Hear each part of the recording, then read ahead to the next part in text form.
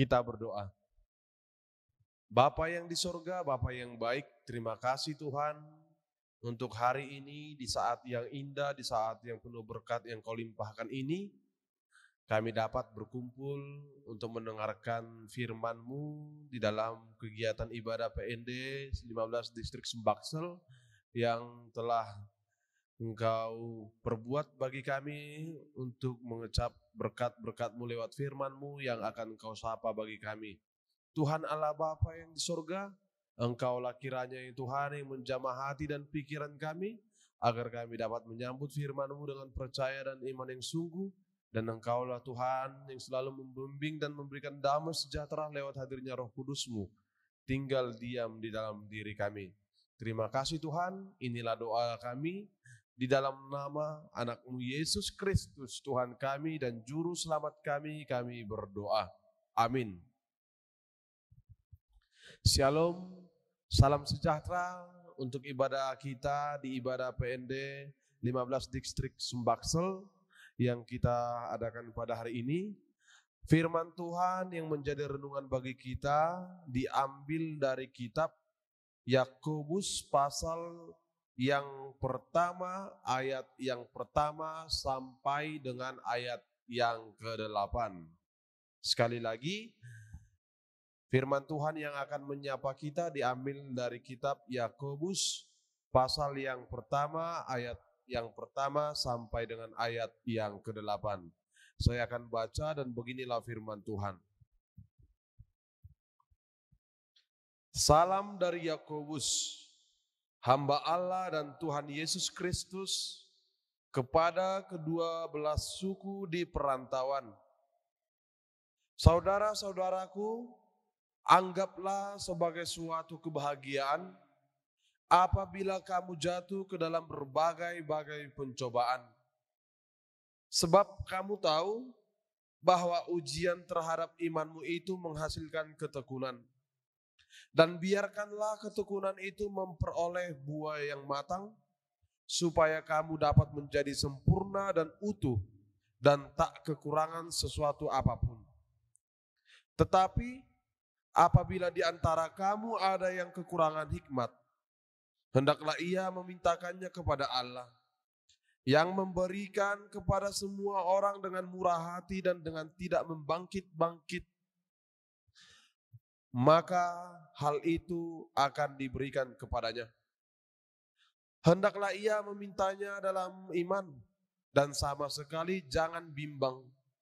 Sebab orang yang bimbang sama dengan gelombang laut yang diombang-ambingkan kian kemari oleh angin. Orang yang demikian janganlah mengira bahwa ia akan menerima sesuatu dari Tuhan. Sebab orang yang mendua hati tidak akan tenang dalam hidupnya. Demikian firman Tuhan. Saudara-saudara yang terkasih di dalam nama Tuhan kita Yesus Kristus, firman Tuhan yang akan menyapa kita pada hari ini, tepatnya diambil dari kitab Yakobus pasal yang pertama, ayat yang pertama sampai dengan ayat yang ke-8. Ini mengibaratkan, ingin menjelaskan tentang iman dan peran hikmat di dalam diri seorang percaya. Jika seseorang ingin memperkenalkan diri, tentu kita tahu ya, ketika kita ingin memperkenalkan diri atau siapapun yang akan memperkenalkan diri di hadapan banyak orang, yang dia perkenalkan pasti hal-hal yang bisa membuat dia dibanggakan. Yang dia perkenalkan dan dia beritahu dan dia jelaskan pastilah hal-hal yang bisa dibanggakan kepada orang lain. Kita pasti akan menemukan orang-orang yang demikian, yang bisa saja membuat dirinya menjadi berharga dan menjadi dihormati di tengah-tengah orang lain.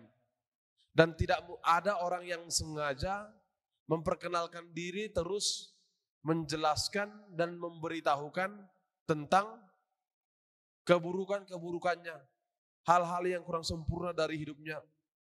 Karena ini akan membuat dirinya dipandang buruk oleh orang lain.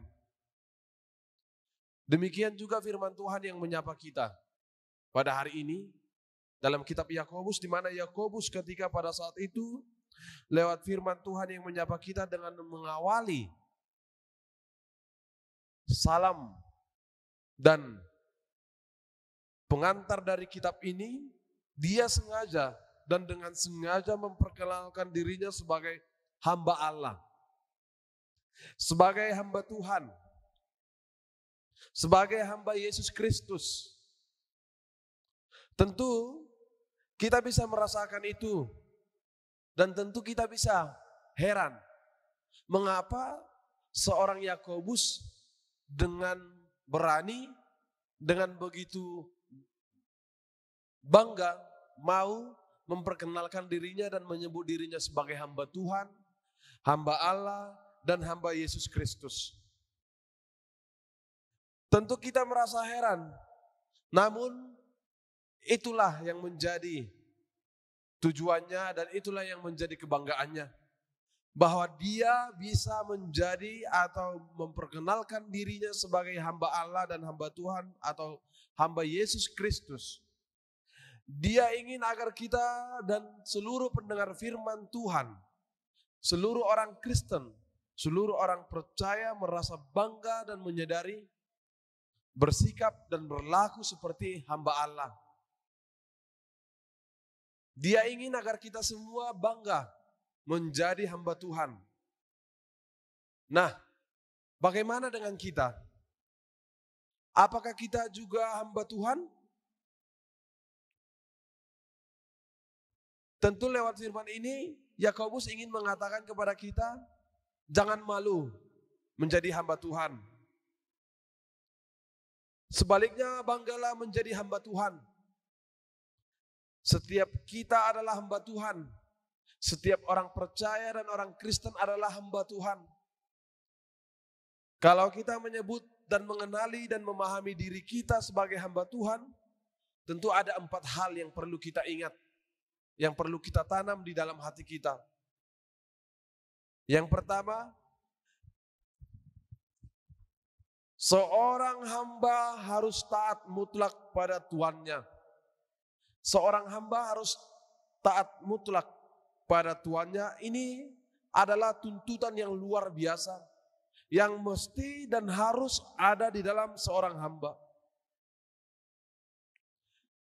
Tidak ada kata tawar-menawar, tidak ada kata tunda-menunda, dan tidak ada kata membantah, menolak setiap perintah. Dan tidak ada kata berkompromi untuk hal-hal lain dan untuk kepentingan-kepentingan pribadi. Seorang hamba Tuhan harus taat mutlak kepada tuannya. Siap menerima apapun yang diperintahkan. Siap melakukan apapun yang diperintahkan dan diberikan dengan penuh tanggung jawab. Walau kadang bisa merasa sakit. Walau kadang keputusan Tuhan yang diberikan kepada kita bisa merasa sangat memberatkan dan membebani. Tetapi kalau kita benar-benar seorang hamba Tuhan, kita pasti akan katakan ya, saya siap. Dan katakan amin. Sebagai ungkapan bahwa kita adalah hamba yang taat. Keputusan dan tugas itu kita pahami sebagai sesuatu hal yang diberikan kepada kita yang memiliki tujuan yang baik pasti bagi kita menurut rencana Tuhan dan hamba itu dan Allah itu sendiri. Nah, saudara-saudaraku yang terkasih, di dalam nama Tuhan kita Yesus Kristus, yang kedua, seorang hamba harus memiliki kesetiaan yang mutlak. Berpikir hanya untuk kesenangan dan kehendak tuannya. Serta mampu dan mau menyenangkan hati tuannya.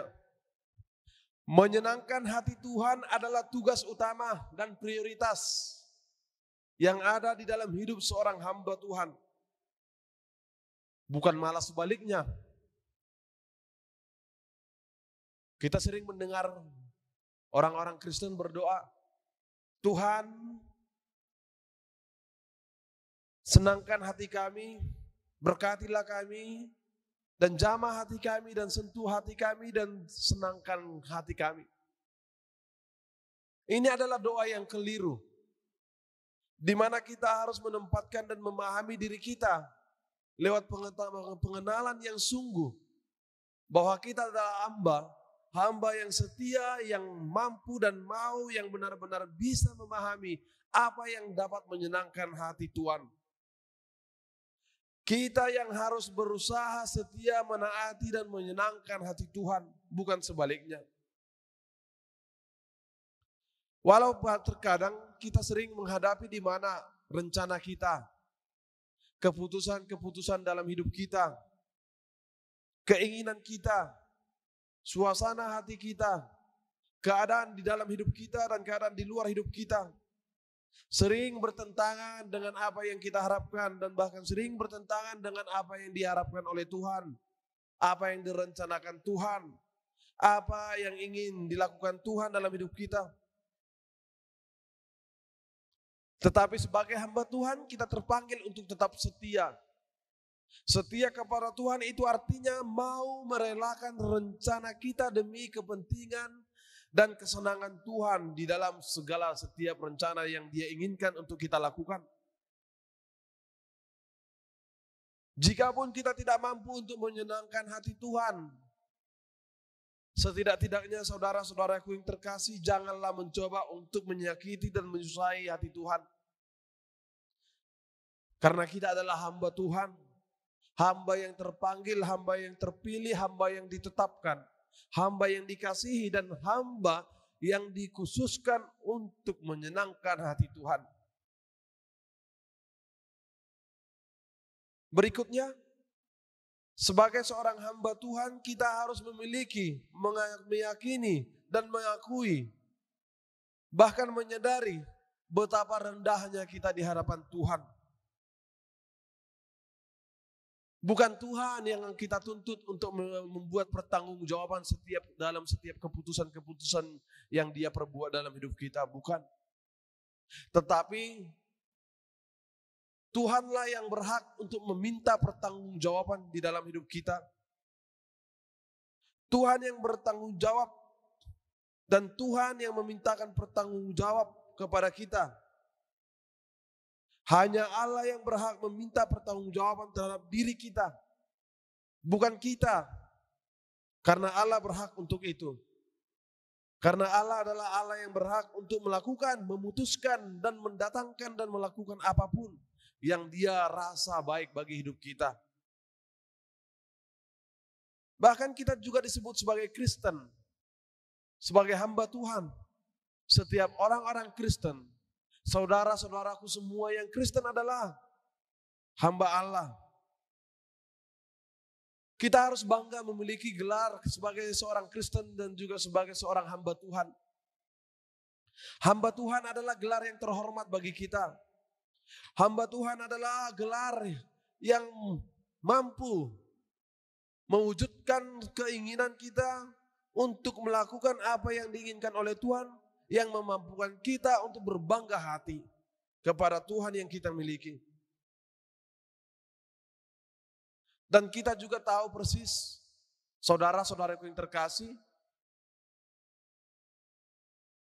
sebagai Kristen, walau kita disebut sebagai umat pilihan Tuhan, kita tidak punya hak-hak istimewa. Kita tetap harus memikul salib. Kita juga terus mengalami kesulitan. Karena itulah Yakobus, seperti apa yang dikatakan dalam firman Tuhan yang menyapa kita hari ini, mengatakan bahwa kita harus bangga menjadi hamba yang terus menganggap panggilan sebutan kita sebagai hamba Tuhan itu sebagai sebuah kebanggaan. Walau kita harus jatuh ke dalam berbagai-bagai pencobaan. Kata pencobaan yang dipakai Yakobus dalam teks ini adalah peirasmos, artinya ujian. Jadi sebenarnya kata pencobaan di sini adalah ujian. Tentu kita tahu persis ya, ujian itu untuk apa bagi hidup kita? Apakah ketika kita di sekolah, apakah ketika kita mengikuti tes untuk masuk sebuah lowongan pekerjaan, atau lain-lain sebagainya. Tentu kita harus membuat kita diuji. Tentu kita juga harus ikuti ujian, yang mana tujuan ujian adalah untuk sesuatu yang baik bagi kita. Untuk menunjukkan kualitas kita.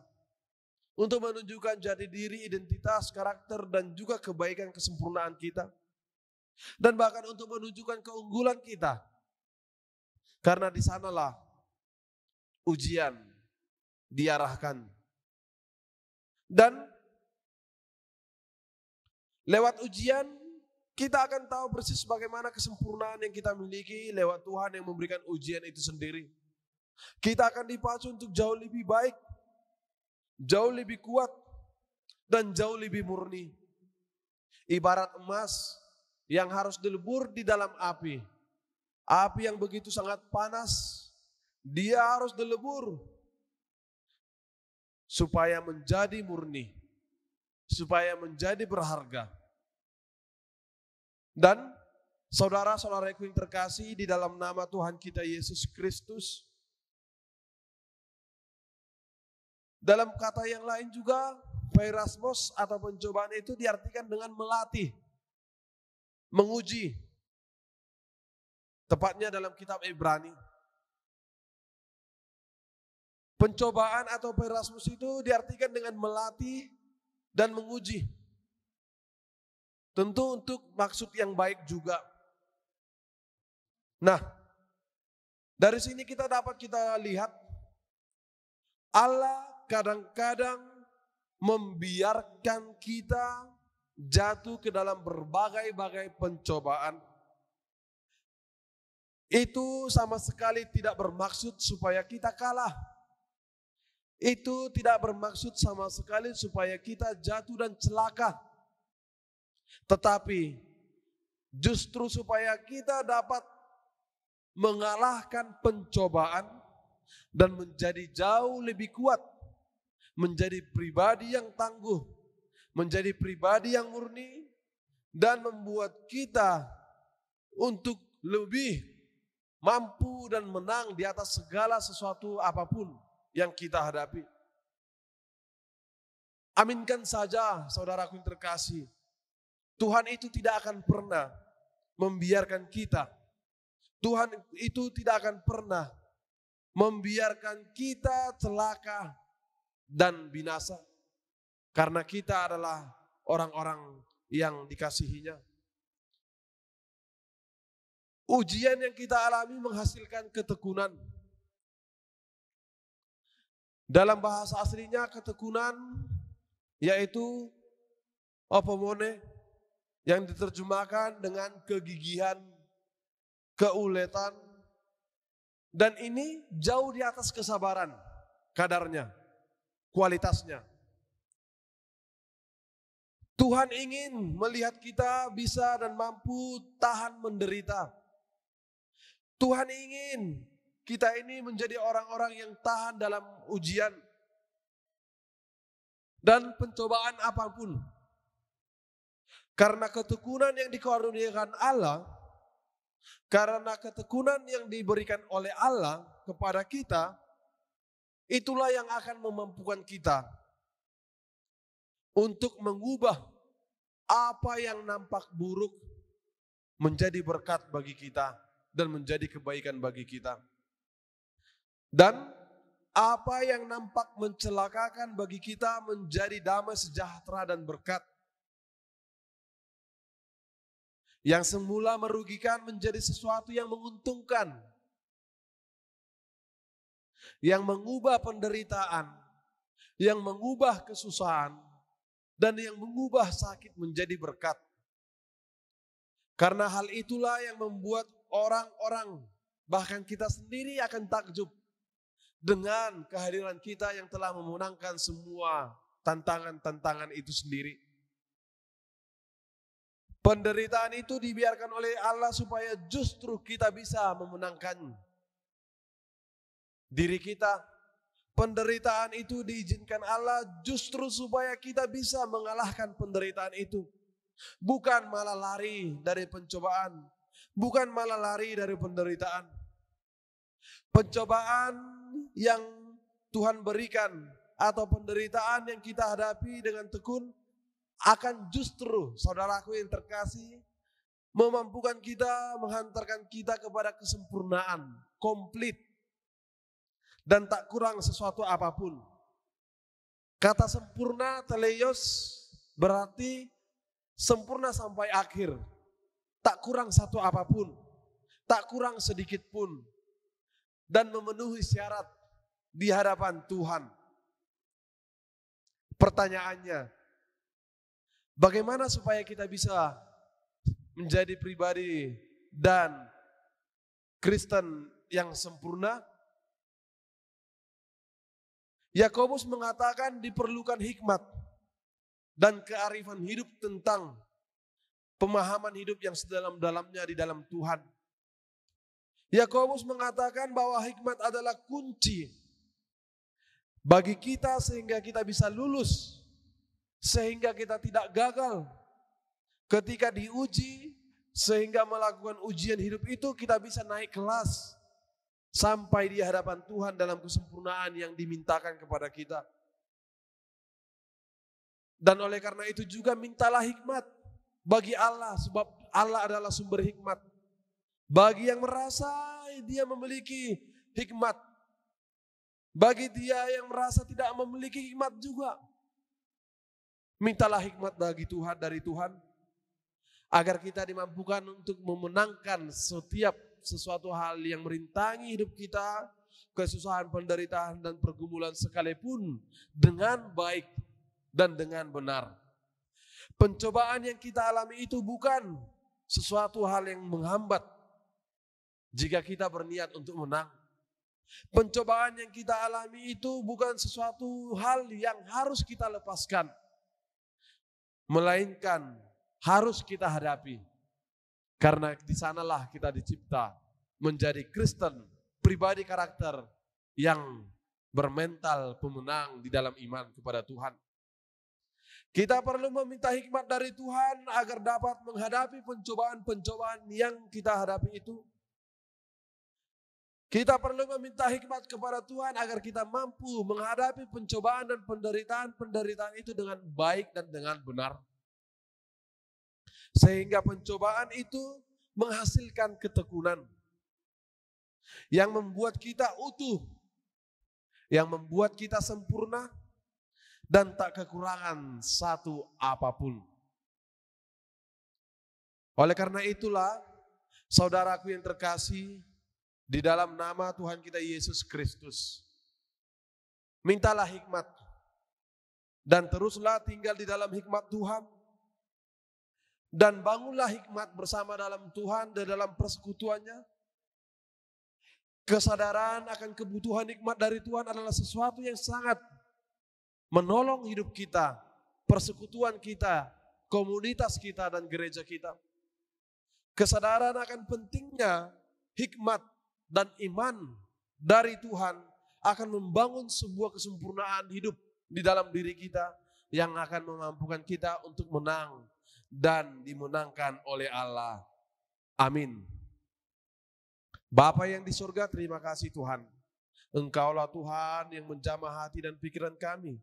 Engkaulah Tuhan yang menanamkan firman-Mu ke dalam hati kami, agar kami menyimpannya dan memeliharanya di hati kami, agar kami merenungkannya. Bapa yang di surga, Engkaulah yang memberkati Tuhan seluruh umat-Mu, jemaat-Mu yang Kau kasihi, lewat kasih-Mu ya Tuhan yang senantiasa menyertai mereka di setiap langkah dan aktivitas mereka. Jaga dan sertai mereka ya Tuhan, agar tetap tinggal di dalam hikmat daripada-Mu. Engkaulah yang memenangkan mereka ya Tuhan di atas segala keluh, di atas segala pergumulan, di atas segala tantangan apapun yang mereka perjuangkan sampai saat ini. Allah Bapa, Engkau adalah sumber hikmat kami. Engkaulah Tuhan yang menyertai kami. Engkaulah yang memenangkan kami. Ampunkan segala dosa-dosa kesalahan kami. Di dalam nama anak-Mu Yesus Kristus Tuhan kami berdoa dan mengucap syukur. Amin.